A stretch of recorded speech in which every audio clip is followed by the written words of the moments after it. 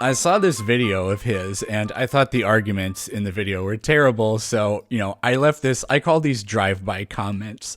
I'm a little bit trolling, but I'm also kind of not. I had made a video a few days ago and that was the title of the video. So, that it was just like on my mind. I don't have a problem with Wamp that much. I mean, I disagree with probably half the stuff I ever hear him say, but I can tell he thinks about what he's saying. I didn't even think he would see the comment, but he did. And he's got some stuff to say in response. So I'm going to respond in kind and I'm not going to be a jerk about it. If evolution is just atoms doing whatever they are going to do and none of it has purpose behind it, why does all of the language that we use to describe it imply some kind of purpose behind it? What I appreciated about this is you didn't try to make the argument evolution doesn't favor truth, so in an evolutionary worldview, you can't trust anything. But what you're saying does sound tangential to that, so my response here will be a little bit tangential. If there's no teleos in nature or natural selection, why do we describe processes that way? Well, I think it's just an artifact of language. We are conscious agents whose actions are not mindless. Actions such as understanding a naturalistic, purposeless process. For example, in chemistry, we say things like atoms form compounds in order to reduce their bond energy or to become more stable. I get the loaded language and the conflation of things that happen for a reason with the reason things happen, but that's just how we think. It's a heuristic. The heart's function is to beat. This is how nature designed this animal. This is how this creature evolved to do this thing. This is a valid point. It's a personal annoyance I have with the way we do evolution communication because it's a subtle but important distinction. Organisms don't evolve in order to do anything. Traits that are beneficial are selected, which drives change. Now, a common response to this is typically something like, how can a mindless, unguided, stupid process be so successful?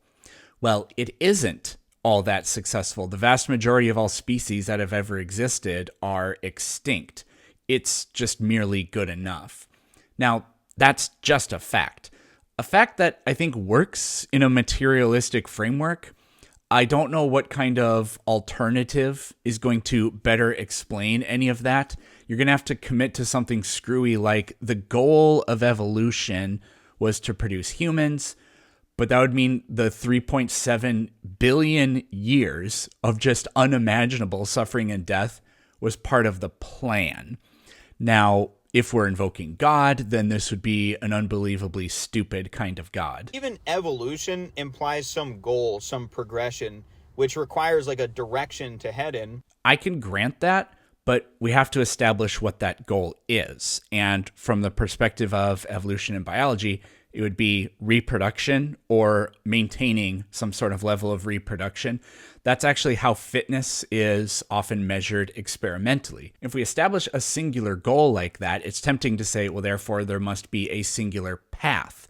But that's just not at all true. There are innumerable ways that organisms can increase in fitness. Here's an example. What we have here is a slide with bacteria on it, and you can see these pretty noticeable vertical lines. That is where the strength of an antibiotic they've put in increases by a factor of like 10 or something like that. Now we start out with all this bacteria and look at how many of them die.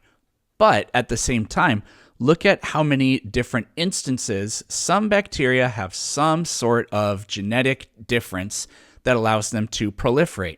But then again, when the concentration increases, almost all of them die, but different groups of bacteria in completely random different ways have idiosyncratic differences between them that allow them to proliferate, and it keeps branching and going on just like that. Completely mindless, random, unpredictable, dysteleological, but it works. Dumb luck, random chance, and a mechanism that, like I said, is dysteleological is still capable of producing the variations in a population that produces that evolutionary goal. The only alternative would be to say that there is something guiding teleologically guiding the occurrence of those idiosyncratic mutations, I don't think you're going to have any luck with that. Now, here's where people will say, well, that's just a manner of speaking. That's just our human brains trying to understand it. But I'm like, okay, but maybe you're just understanding it. Like maybe understanding things in terms of function and purpose is actually more intelligible, especially considering you cannot really conceive of your theory without that kind of framework. I mean, to say that that's just in your head, that the heart's function is to pump blood out into the body, and in reality, the heart is just blind material doing whatever it's going to do, isn't like an empirically, scientifically provable fact. I don't see an alternative being presented here. It's like you're saying maybe it's more intelligible because borrowing that language is more pragmatic. I mean, that's really no different than the position that you're critiquing. And in reality, the heart is just blind material doing whatever it's going to do, isn't like an empirically, scientifically provable fact. It's a philosophical lens of understanding. You're just kind of insisting that what is real and true is like just this outside, mechanical, meaningless, material universe, even though you've never encountered that, even though you have no proof that that's the case. I have no idea what it would look like to encounter a purely materialistic universe or a universe that is more than just materialistic. It's like you're saying you can't empirically prove a metaphysical claim. Yeah, duh, which means you're never going to encounter whatever you think is the better explanation either. It's a little annoying because by saying materialism fails, it's like you're saying it's a uniquely weak claim or position, or it's like last place by default. No, you can't prove a metaphysical claim. If you have one that you think better explains things, then share it. Don't just say blank fails to explain blank. Tell us what you think any alternative explains. And I'm not saying that like the description of the world in that way doesn't make sense. I'm not saying that like natural selection as a physical process isn't true. I'm saying that doesn't really prove that there's no purpose behind the process. That's a much more philosophically deep and involved question. I mean, I think we can demonstrate that processes we would both agree are dysteleological produce that goal of reproduction and fitness that we were talking about earlier. Now, that doesn't prove that there's not something else going on, but I think it severely undermines the need to invoke it. And by the way, this is really just an argument from ignorance. And it's intuitively problematic considering like the ontological level that life reaches, like the level of complexity and mind and like what the ancients would call spirit, not to mention consciousness in human beings, which is a whole other problem. I have heard some of the arguments for why consciousness proves materialism is false, such as Mary's room, but I don't think any of them are really all that impressive. I've never heard something that precludes materialism. But what do we have? Well, a materialistic presupposition that neurons produce neural circuits, that produce brains, that produce minds, is at least a working hypothesis that has an enormously successful body of research behind it. How human evolution created the uniquely social brain of human beings, the way we think in heuristics, and how those mental systems in our brains cause us to make a great deal of errors in our cognition. The link between neuroscience, including life events like trauma, and how it correlates strongly with crime. The psychology of abnormal behavior, the way our brains use and understand and have a natural tendency toward language. The psychology of moral disgust and how that shapes our political opinions. Human behavior and free will. These are not thin books. Addiction, more stuff on free will and how the brain produces a personal experience. The psychology of deriving meaning and happiness in life. How the mind works. The genetic and biological defense that human nature is not a tabula rasa or a blank slate. And that's just the stuff I've read. To the extent that there are still mysteries, well, there's mysteries in quantum physics as well, but there's never been a scientific gap that eventually got filled that was filled by anything other than science. Dirty, rotten, materialistic science. Now, I read some comments on your other video, and it appears that you're an idealist or you lean toward idealism. Okay, so the mind is the only thing that exists. If conscious creatures stopped existing, the universe wouldn't exist. What gap in understanding what the mind is does this close? None. I mean, it's just a declaration. Why do minds operate the way they do? Materialism has a lot to say about this. Idealism has nothing. Why does there appear to be more than one mind? Materialism has a lot to say about that, and idealism has nothing. Dreams, memory, perceptions, attention, experiences, by which I mean mental states, all of those being produced from brain states. Materialism has a lot to say about that. Idealism has nothing to say about that. It has no explanatory power. When you say mental stuff is fundamental, you've exhausted your model's explanatory power. Now, to be fair, you have to terminate somewhere, but does anyone think that this is sufficient to explain anything? Phineas Gage's behavior changed after a railroad spike destroyed part of his brain. No, actually, the railroad spike and his brain have nothing to do with it. His mind manifested both of those things. I mean, come on. Split brain patients, they have distinctly and predictably reliable changes in their experience via their reporting of their mental states. Why does severing the corpus callosum change the mental experience if consciousness is fundamental? Why does alcohol do it? LSD, psilocybin. I would wager that only makes sense in a materialistic framework. Idealism flips the script and it replaces a working theory with a slogan. Everything is mental. Now, I asked a philosophy buff that I know about this particular thing. This is what they said. Most metaphysicians agree that interaction requires some shared ontological structure, but Wamp is confusing this for proof of idealism. A unified ontology could be physical, monastic materialism, neutral, Spinoza and Russell, structural, mathematical realism from Tegmark, etc. There must be a unified reality, therefore it must be mind, is a non sequitur. On to the second video.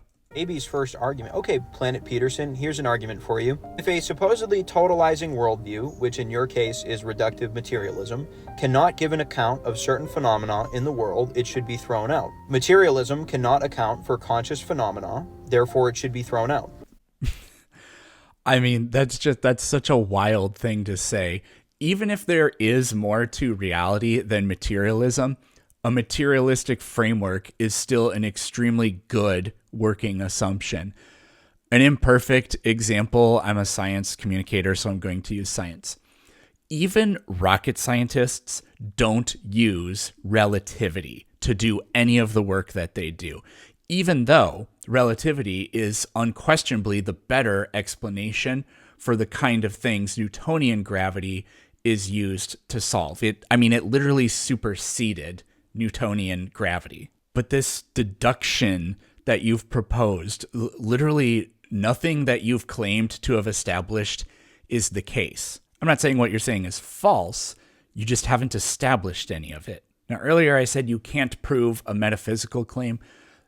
My opinion is I think you can disprove one if it contains a contradiction, and a supposed shortcoming in materialism with regard to consciousness or human experience, that's not a contradiction. A shortcoming isn't a contradiction. Now, even if you don't find a contradiction, that's fine. Just produce a working idea that accomplishes what materialism can't account for. But you have to do better than just claim, oh, well, under blank, consciousness is explained. You got to go deeper. Reason it cannot account for conscious phenomena is because there is a qualitative gap between the qualities of consciousness and the qualities of physical material that no amount of quantitative complexity can actually bridge. This is also just not a known fact. It's unknown. What is qualia? We don't know. We don't know if it is or isn't reducible to material. These are not deductions. None of this follows.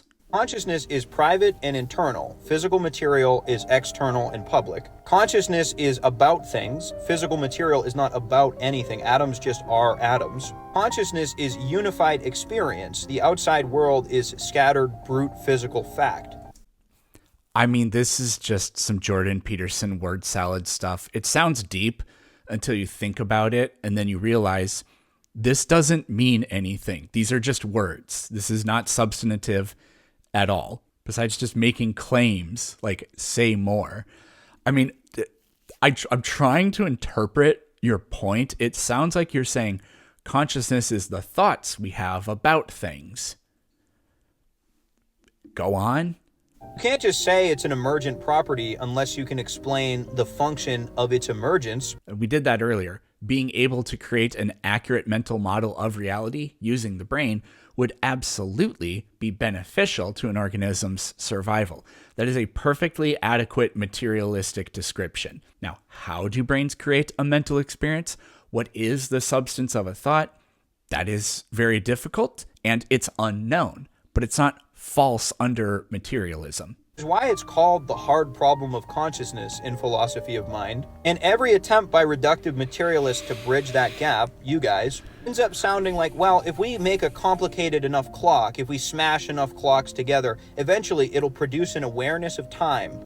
Okay, we'll stop there. So this is annoying because it's as if you're saying, haha, the hard problem of consciousness means materialism is false. The hard problem of consciousness is not solved under any metaphysical worldview. Like you said, it's private to the individual. You can't prove P-zombies do or do not exist under any alternative. Now, an idealist, they'll claim they've solved the hard problem of consciousness by saying it's not about what creates consciousness. Consciousness is fundamental. But you're just substituting one mystery for an even bigger mystery that explains literally nothing other than itself. Materialism can't do blank. So the alternative is, well, no. There is no explanation. It just is. Can you back that up? Nope, it's just a presuppositional stance that I take. Why should anybody think that that's true? Your argument doesn't become true when somebody else's argument can't account for something. Now, maybe the reason you're saying all this is different. Maybe you're responding to the idea that, oh, well, materialists, they're so pompous that they think they can explain everything, but they can't explain consciousness. I never said, like, none of those 3 words that I wrote imply that I ever thought materialism can account for any of that. I do think that the hard problem of consciousness is undefeated. Ends up sounding like, well, if we make a complicated enough clock, if we smash enough clocks together, eventually it'll produce an awareness of time, which is not only a statement of superstition because you haven't proven it and it doesn't really make sense, it's also just an example of the Pleonistic fallacy. Okay, I don't actually know what you're trying to do here. It sounds like a tornado in a junkyard can't make a 747 argument, which is a completely stupid straw man. I do understand the fallacy that you're bringing up here, which is that you can't solve a mystery by adding a million steps if none of the steps explains where the mystery comes from. It's kind of like a compositional fallacy. And that's fair, but I would still say that not knowing doesn't preclude an as of yet undiscovered understanding or pathway. So, like, for example, materialistically, the amount of published scientific data in the world doubles about every 2 years. All of the scientific knowledge in human history from the beginning of recorded history to today will have been doubled in the next 2 years. So I see no need to shut the door today on anything. I'm very curious if you think a complex enough computer or AI could ever become conscious. If a computer simulated a human brain and it argued with you that materialism is not false, how do you respond? Now, I think you have to say the computer is wrong, and I think you have to say that no computer can ever be conscious since you think materialism can't produce consciousness. But remember that the computer, in this example, is qualitatively identical to a brain, which means now you don't know if anyone has a conscious experience. Another agent's personal experience is unobservable regardless of your worldview. You can't disprove P-zombies under an alternative. And it's also super Reddit and very self-refuting when you're talking about immaterial reason. When you believe your reason to be the product of irrational, blind physical forces that are geared towards evolution and survival. Oh, so we are doing that thing that I talked about at the beginning of the video. I'll just refer to what I said earlier on that. Yet you trust those thoughts? This has nothing to do with science, by the way. Materialism is not science. It's an ideology for people who just want to have a quick explanation for everything, mostly because they like the feeling of being right. So materialism is a uniquely lazy worldview. What what a weird criticism. What's the worldview for people who like to feel wrong, or for people who enjoy being non-committed to a view? Please tell me that you're not an idealist because you think it's correct, because then you'd be a hypocrite. That they'll just defend with circular logic. Anything not explained by physics isn't real because the only real things are explainable by physics. I've never said that. But what I would say is I've never seen a remotely useful working alternative. But Wamp, what's the explanation for idealism? Material things don't even exist. Everything is mental. Why? Because they are? And then a lot of people stop there, dig themselves into that philosophical foxhole. Even if it leads to absurd conclusions, like consciousness is an illusion, or it doesn't really exist, or it's actually just electrical impulses in your brain. Some of them make a career out of being condescending to people who disagree, because real intellectualism is actually difficult. Is the rigorous intellectual in the car with you? Who do you think you are? And who do you think that I think I am? Have not reached intellectual bedrock. Your shovel is just not sharp enough to go any deeper. I mean, that's kind of cute, but that's literally not how shovels work. Okay, what I'm going to end with is not a criticism or a critique directed at Wamp specifically. It's just a general thing. A lot of science communicators like myself, we get accused of being philosophically illiterate. Now, the true part of this, at least for me, is I don't know as much of or how to use the esoteric language, but this is a conflation of knowledge and intelligence.